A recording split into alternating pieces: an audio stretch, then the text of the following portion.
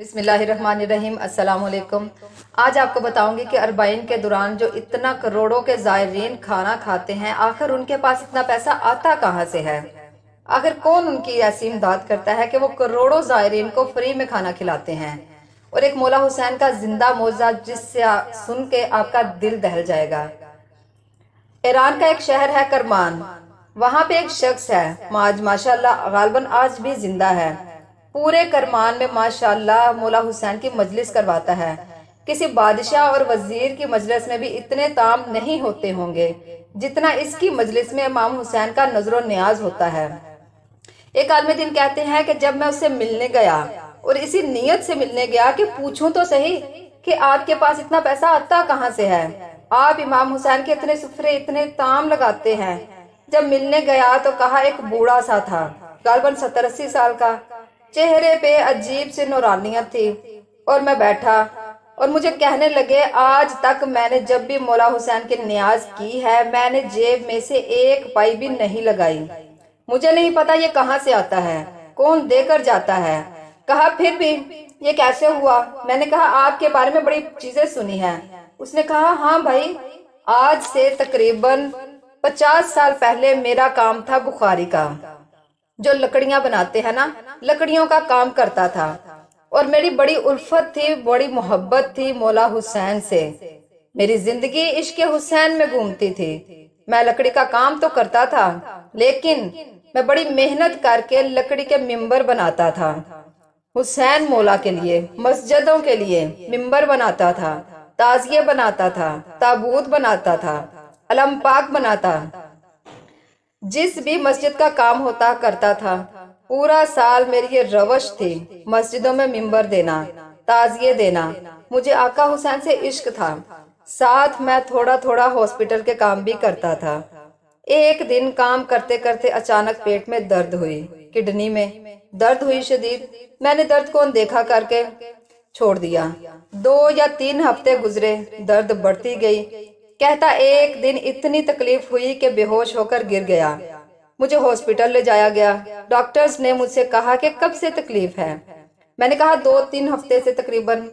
انہوں نے کہا کہ جلدی جا کے اپنے یورین کے ٹیسٹ دو۔ ٹیسٹ دینے گیا تو میرا یورین ہی نہیں آ رہا تھا۔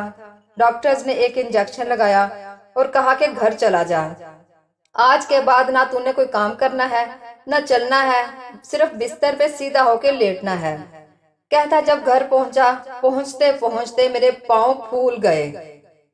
کہتا، اس وقت کا سونا 4 سال تلک میں اسی طرح بستر پر لیٹا رہا، بدن پھول گیا، نہ ہاتھ ہلا سکتا ہوں نہ پاؤں ہلا سکتا ہوں، یہاں تک کہ میں آنکھوں سے بھی دیکھنا چھوڑ دیا، بس مجھے کانوں سے آوازیں سنتی تھی۔ جب اس تکلیف میں پہنچا نا، اپنے سارے رشتہ دار چھوڑ گئے۔ ایک بوڑھی ماں تھی، لوگ میرے قریب نہیں آتے تھے کہ یہ بیمار ہے، لیکن میری بوڑھی ماں نے میری کیئر کی، وہی کرتی تھی، میرا خیال رکھتی تھی۔ خدارا ماؤں کی قدر کرو جب تک زندہ ہیں، بعد میں پچھتاوا ہے۔ تو جن کی مائیں زندہ ہیں، مولا لمبی زندگی عطا کرے ان کو، اور جن کی گزر چکی ہیں، مولا جنت میں اعلی مقام عطا کرے۔ تو وہ بندہ کہتا، اس ماں نے میری خدمت ایسے کی جیسے میں کوئی بچہ تھا۔ کہاں مجھے دھو کے ہاسپٹل آنا جانا، بدن بہت پھول گیا تھا، کھال بہت نرم ہو گئی۔ ہاسپٹل لے کر گئے، ڈاکٹرز نے جب مجھے پلٹا تو میری پیٹھ پر کیڑے پڑ چکے تھے، کیونکہ بدن نرم ہو چکا تھا۔ میری ماں نے ڈاکٹر سے کہا کہ اس کو پانی پلاؤں؟ ڈاکٹر کہتا، نہیں، بس چمچ کو گیلا کر کے اس کی زبان پر لگانا ہے۔ کہا، 4 سال میں نے وہ پیاس چکھی جس کو سوچ کے میں مولا حسین کو روتا تھا۔ شدت پیاس میں نے بس حسین حسین کہا۔ کہتا، میں نے امید نہیں توڑی۔ حسین حسن زن تھے مولا، میرے آقا حسین۔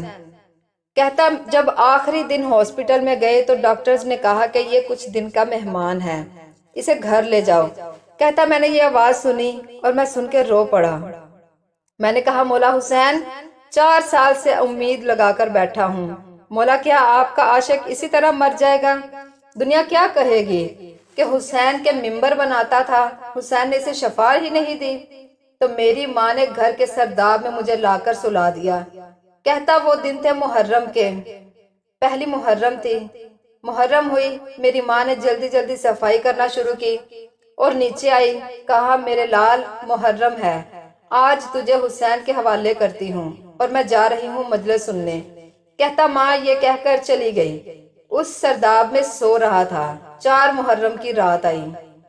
आज भी उसका घर मौजूद है, सब कुछ है। तो 4 मुहर्रम की रात आई, मैंने देखा खिड़की से कि एक परिंदा अंदर आया। कहता, तब तक कान काम कर रहे थे। जैसे ही ये परिंदा अंदर आया, मेरी आंखों ने देखना शुरू किया। लेकिन ये अजीब कबूतर था जिसके 3 पर थे, सफेद था, सब्ज था और लाल पर था। मैंने जिंदगी में ऐसा कबूतर, कहता, मैंने दुनिया में ऐसा कबूतर नहीं देखा। पंजे उसके लाल थे। आया और आकर मेरे सरहाने पर बैठ गया। बैठने के बाद उसने कलाम करना शुरू किया। मेरे कानों में आवाज देकर कहा, तुम्हें प्यास लगी है, कुछ खाओगे, कुछ पियोगे। 4 साल से जबान को ताला लगा था, पर अब ये ताला खुल गया। मैंने कहा, हाँ, मुझे बहुत प्यास लगी है, इतने सालों से प्यास है। कहा, उसके चूंच में पता नहीं क्या था, उसने मेरे मुंह में डाल दिया। उसका मेरे बदन में जाना था। एक अजीब सी फरहत मिली मुझे। फिर वो परिंदा उड़ा और सामने कुर्सी थी, उस पे बैठ गया।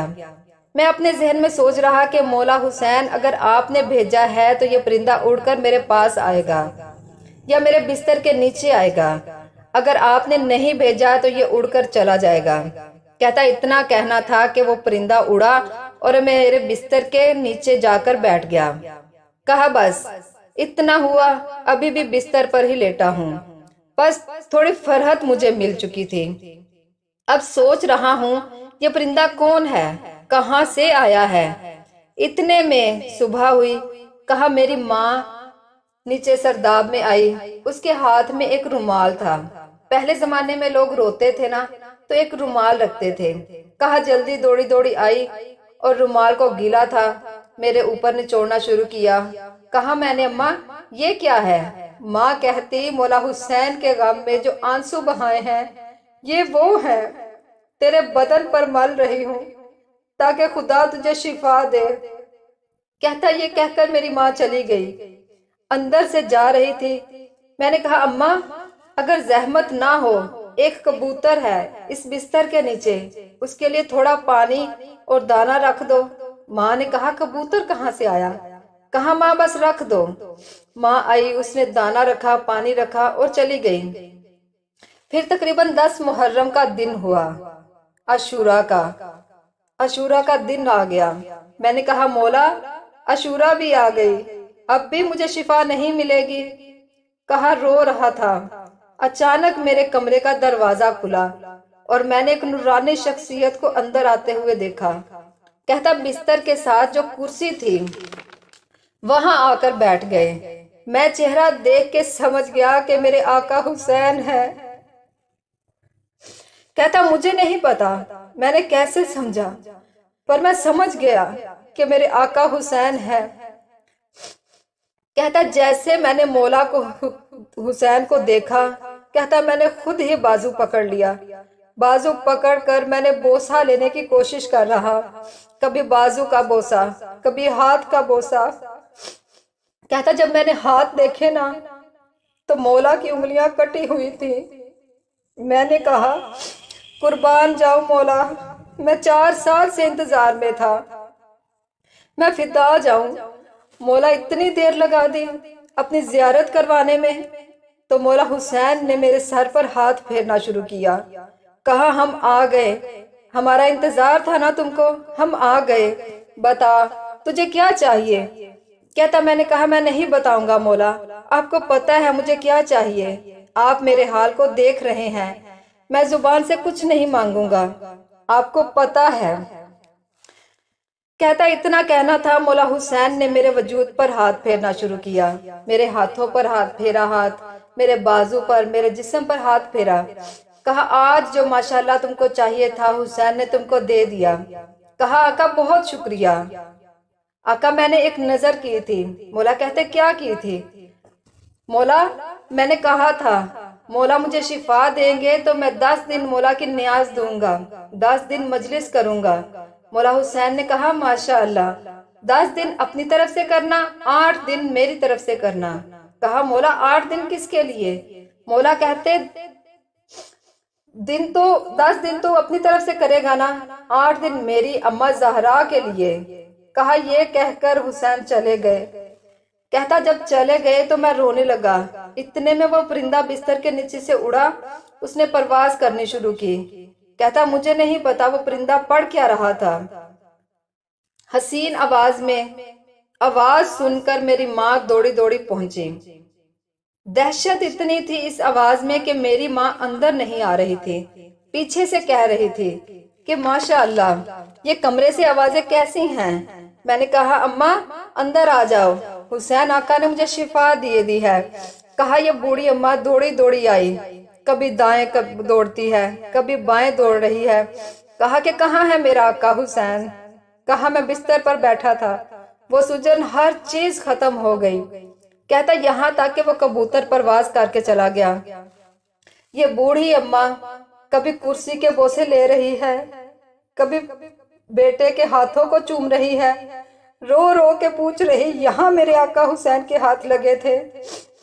रोती हुई जब सहन में आई, हमसायों ने समझा कि मर गया है इसका बेटा। दौड़े दौड़े आए कि ये माँ रो रही है, बेटा मर गया है। लेकिन जब ये पहुंचे तो क्या देखा, इसे आका हुसैन ने जिंदगी अता कर दी।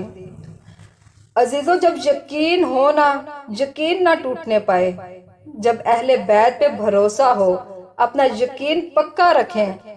खुदारा मौला मदद को आते हैं, वो इंतजार में होते हैं कि कब हमारा चाहने वाला दिल से पुकारे और हम आए। तो वो कहता है उस दिन के बाद से मैं नहीं जानता ये सब कहाँ से आता है, बस आता है, मैं पकाता रहता हूँ और ये मेरे आका हुसैन भेजते हैं। ये है मेरे मौला हुसैन लजपाल, सखियों के सखी सरकार।